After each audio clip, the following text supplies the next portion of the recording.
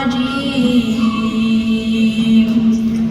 بسم الله الرحمن الرحيم. يا أيها الذين آمنوا كتب عليكم الصيام كما كتب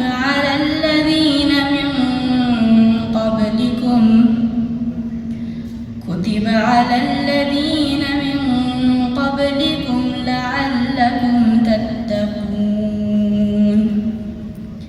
أياما معدودات،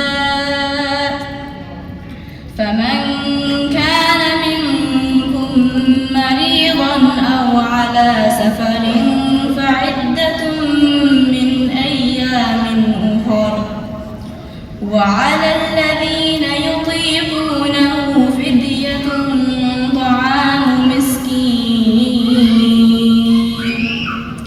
فمن تطوع خيرا فهو خير له، وأن تصوموا خير لكم إن كنتم تعلمون.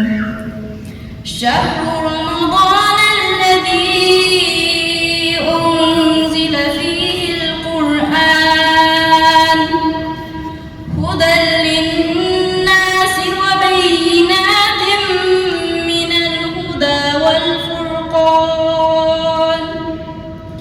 فمن شهد منكم الشهر فليصم، ومن كان مريضا أو على سفر فعدة من أيام أخر، يريد الله بكم اليسر ولا يريد بكم العسر ولتكملوا العدة ولتكبروا الله